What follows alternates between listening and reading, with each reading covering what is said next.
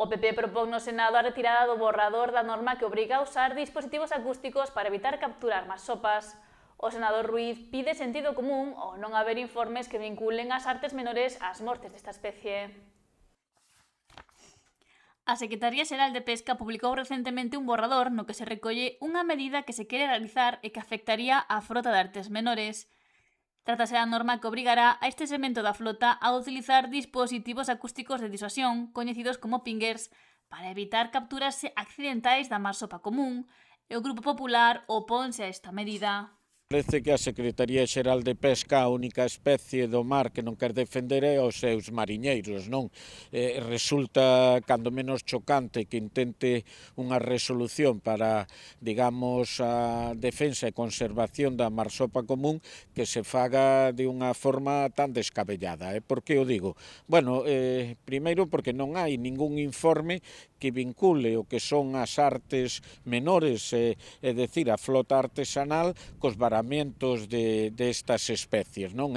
Ruiz apuntou que o primeiro que hai que facer para poder defender unha cuestión é buscar os causantes. En este caso, leíamos como informacións de 17.000 utilizacións de artes como en maio, non houbera un solo varamiento. A partir de aí é que o fai olvidando moitas cousas. Primeiro, que os arroases é un animal moi intelixente. O pinger, en principio, parece que efectivamente os espanta, pero despois saben que cada vez que fai ese sonido, pois pode haber peixe e, polo tanto, lexos de espantalos parece que se acercan a esas redes.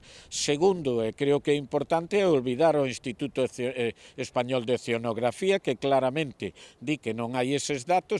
Sen embargo, sostivo que na Ría de Arousa poderían xuntarse máis de 1000 embarcacións de artes menores utilizando pingers, o que podería afectar a outras especies. Contaminación acústica pode ter un efecto sobre as especies que habitualmente son as capturas desta flota e, polo tanto, o que pide é que se deixe en suspenso mentras non se sepan esos efectos.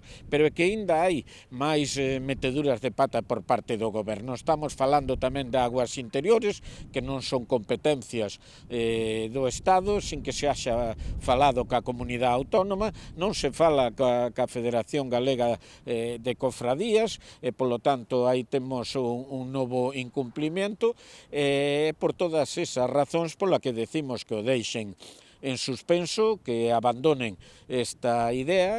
O Popular reclamou que se teña en consideración o Instituto Español de Oceanografía como o que é a súa labor de comunicación e de acordo ca Xunta de Galicia e sobre todo co sector. Por lo tanto, o que pretendemos é que unha norma inxusta despois da cantidade de obligacións que están metendo a flota artesanal se retiren e que non penda sobre eles unha vez máis esa posibilidade de acabar cunha flota que é sustento de moitas familias.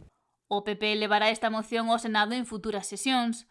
Agardan aprobala este mes, pero Ruiz lamentou que tristemente vemos como a cantidad de iniciativas que se aproban no Senado pois non levan a bo puerto porque o goberno simplemente non lle fai caso. Eu só teño que louvar o que é o traballo do Senado. Pensen que na anterior legislatura sin comisión de pesca tan solo 6 asuntos de pesca se habían tratado por parte do noso grupo, cando en este caso van prácticamente máis de 40 e seguimos presentando iniciativas.